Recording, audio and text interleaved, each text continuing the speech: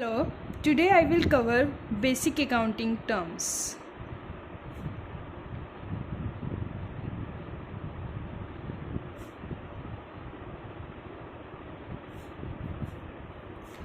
Basic accounting term में सबसे पहले इम्पॉर्टेंट टर्म आती है आपकी business transaction.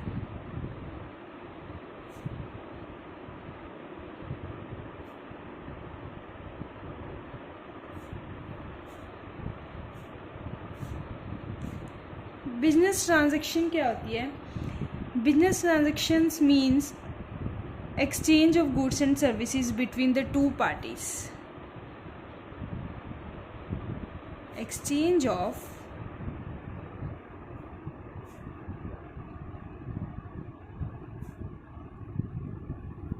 between two parties. It means exchange of goods and services between two parties का क्या मतलब है कि एक पार्टी अगर कुछ दे रही है तो बदले में दूसरी पार्टी भी उसे देगी। फॉर एग्जांपल, अगर मैं लैंड सेल कर रही हूँ, cell of land,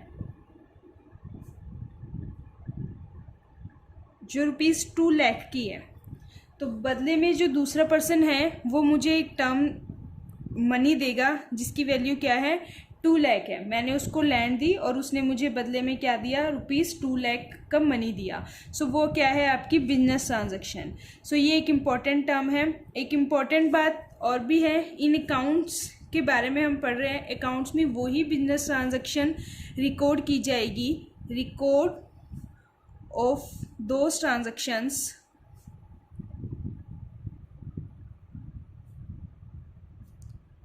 which have monetary value, जिसकी मॉनेटरी वैल्यू होगी, जिसकी मनी वैल्यू होगी। ओके, जैसे कि मैंने एग्जांपल में बोला कि मैंने लैंड सेल करी, उसकी मैंने वैल्यू बताई है, उसको मैं मेजर कर सकती हूँ, मॉनेटरी टर्म बताई है, तो यही ट्रांजैक्शंस रिकॉर्ड होगी जिसकी मॉनेटरी टर्म होगी। तो ये थी आपकी बेसिक अकाउंटिंग टर्म की फर्स्ट टर्म, बिजनेस ट्रांजैक्शन। आप वही ट्रांजैक्शंस रिकॉर्ड करेंगे जिसकी मनी वैल्यू होगी। Second, business transaction means exchange of goods and services between the two parties. And second term, basic second term आपकी आती है कैपिटल। कैपिटल एक बहुत ही इंपॉर्टेंट टर्म है इन अकाउंट्स में। कैपिटल क्या होता है? It is that amount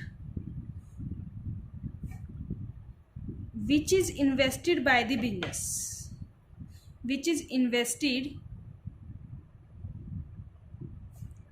by the owner in the business.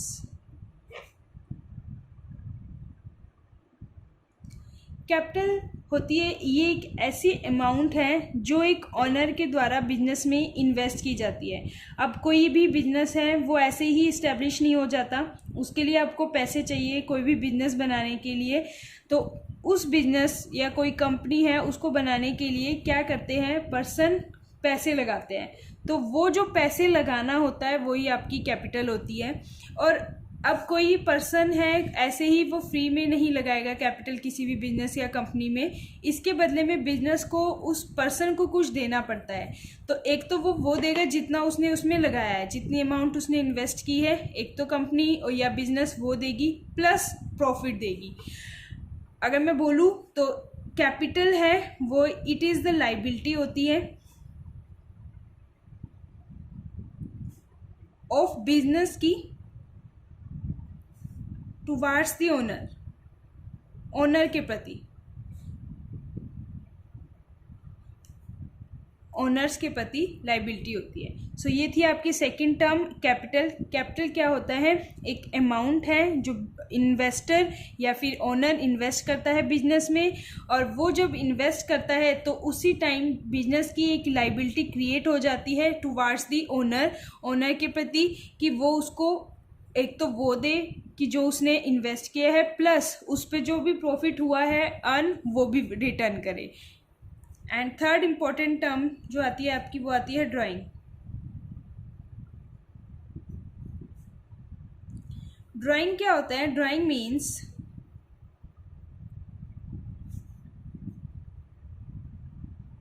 Amount which is withdraw by owner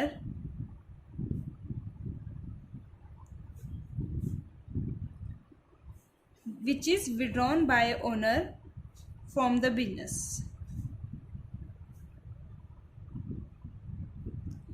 drawing means क्या होता है, जो अमाउंट विड्रॉ करता है ओनर फ्रॉम द बिजनेस से फॉर पर्सनल यूज के लिए.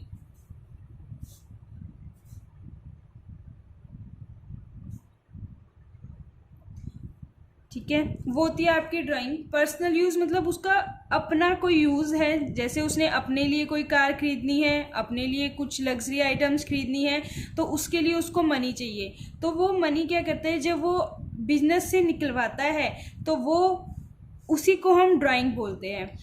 जब वो अमाउंट विड्रॉ करता है बिजनेस से तो इसके साथ it reduces the amount of capital of owner. ये उसकी कैपिटल को कम कर देता है, क्योंकि उसने उसमें पैसा लगाया है, अब वो उसमें से कुछ विड्रॉ कर लेता है तो उसकी कैपिटल रिड्यूस हो जाती है उतनी अमाउंट से जितना उसने कंपनी से या बिजनेस से विड्रॉ किया है. सो वो आपकी होती है ड्राइंग. एंड फोर्थ टर्म जो आपकी आती है वो आती है आपकी लाइबिलिटी. लाइबिलिटी मीन्स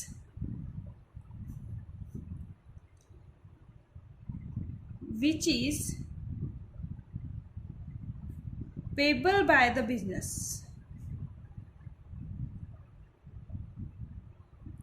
लाइबिलिटी का मतलब होता है एक तरीके से उधार. जो कंपनी या बिजनेस ने, कुछ भी हो, कंपनी या बिजनेस ने जब किसी से उधार लिया है तो उसकी उसी टाइम लाइबिलिटी क्रिएट हो जाती है कि उसको वो पे करना है. It means which is a payable by the business और अ कंपनी. एंड लाइबिलिटी आपकी टू टाइप्स की होती है.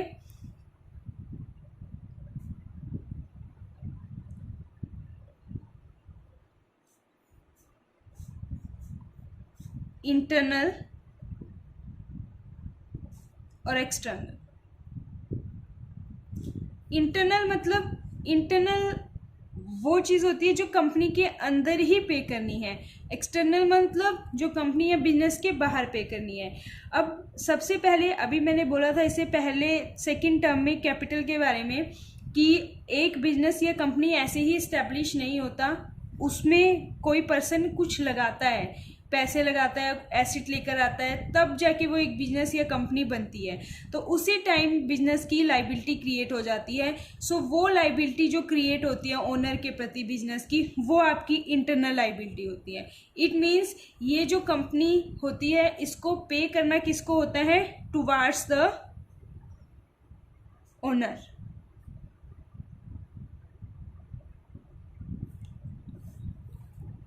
liability which is payable towards the owner is called the internal liability. and second होती है external liability.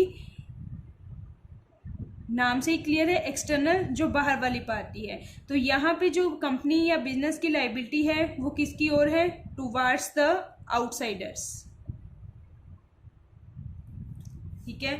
इंटरनल लाइबिलिटी की अगर मैं एग्जांपल बोलूँ आपको तो इसका एक example owner, liability towards the owner. और इसमें जो आपकी लाइबिलिटी है वो जैसे क्रेडिटर्स. क्रेडिटर्स कौन होते हैं, जिससे आप उधार लेते हो, वो कोई बैंक हो सकता है, वो कोई पर्सन हो सकता है, कुछ भी हो सकता है. तो यहाँ पे external liability outsiders like creditors, और यहाँ पे जो ओनर से लेती है कंपनी उसको वापस देती है, उसको क्या कहते हैं, इंटरनल लाइबिलिटी. एंड अब लाइबिलिटीज को आगे फर्दर क्लासीफाई किया हुआ है.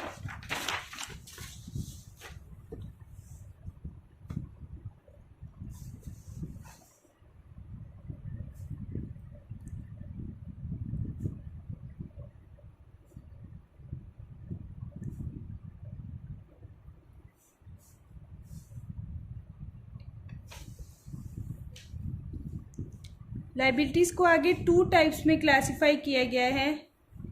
First is a non current liability.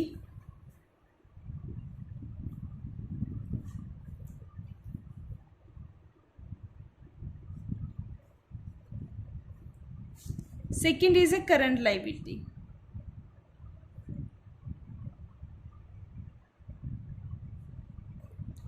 Non current liability क्या होता है? जो कंपनी को पे करना होता है, which is a payable by the company, which is payable by the company या फिर business of period of more than one period. It means non current liability जो कंपनी वाले पे करते हैं वो एक साल से ऊपर की लाइबिलिटी पे करते हैं, उसको हम क्या कहते हैं? Non current liability. For example, हमने कोई लोन लिया है फॉर 5 ईयर्स के लिए, तो 5 ईयर्स मतलब एक साल से ज़्यादा के लिए आपने लोन लिया है. तो एक साल से ज़्यादा के लिए जब कंपनी उधार लेती है तो उसको हम नॉन करंट लाइबिलिटी कहते हैं. For example, long term loan for 10 years. So non-current liability which is payable by the company of more than one period, या आप बोल सकते हो वो more than one accounting period.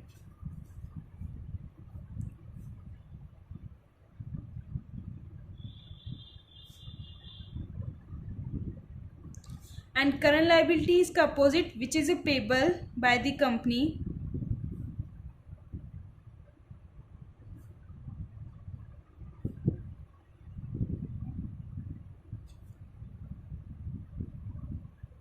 within 1 year accounting period. Within 1 year. One example,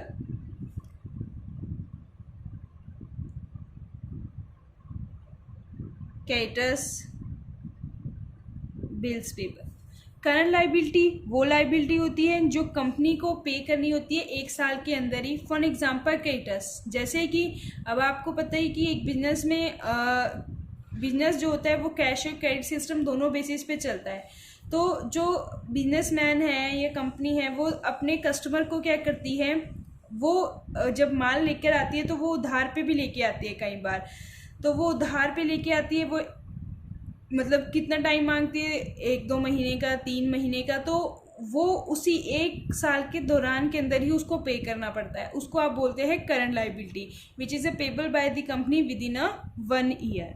and next important term है आपकी acids. Acids means property of the business. Asset होती है एक कंपनी की प्रॉपर्टी जिसे कंपनी या बिजनेस फ्यूचर में यूज़ कर सकते हैं for the economic benefit. It means the property of the business which gives future benefit, which gives economic benefit to the business. Assets के भी आपके 3 टाइप्स हैं.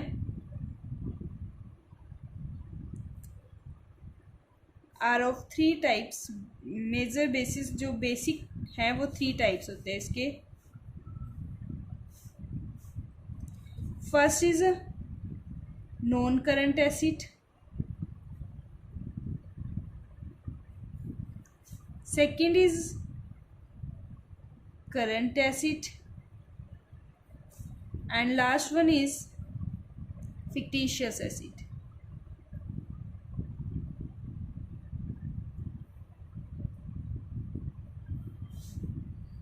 नॉन करंट एसिड्स वो एसिड्स होती हैं जो एक कंपनी है, एक बिजनेस है, हेल्ड करके रखती है for more than 1 year,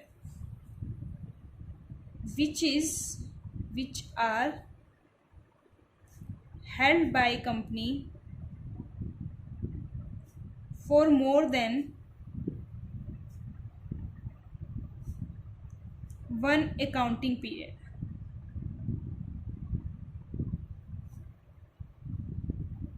for example land, furniture. ये ऐसी एसेट होती है कंपनी की जो कंपनी 1 साल के लिए नहीं, मतलब मोर देन 1 ईयर के लिए परचेज करती है और ये फ्यूचर में कंपनी को बेनिफिट देती है। करंट एसेट्स वो एसेट होती है विच आर कन्वर्टेड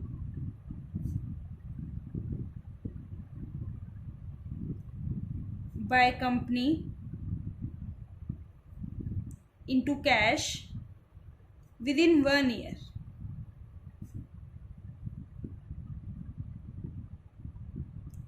ये ऐसी ही एसेट होती है जो कंपनी 1 साल के अंदर ही कैश में कन्वर्ट कर लेती है। For example debtor. कंपनी किसी को सेल करती है कोई भी सामान, वो उसको ज़्यादा टाइम नहीं देती है कि उसको देती है कि आप 1 या 2 मंथ्स के अंदर आप हमें पेमेंट कर दीजिए, तो डेटर्स उसको 1, 2 या 3 मंथ्स के अंदर पेमेंट कर देता है। वो जो पेमेंट होती है वो कंपनी की करंट एसेट है, उसको क्विकली कन्वर्ट करवा लेती है वो कैश में। फॉर एग्जांपल स्टॉक है, कंपनी के पास स्टॉक है, वो उसको बेचती है, सेल करती है और उसको कैश में कन्वर्ट करवा लेती है ईजिली से विद इन 1 ईयर के अंदर ही। सो वो आपकी करंट एसेट्स होती है। फिक्टिशियस एसेट क्या होते हैं? Generally these are the losses या फिर एक्सपेंसेस। ये लॉसेस और एक्सपेंसेस होते हैं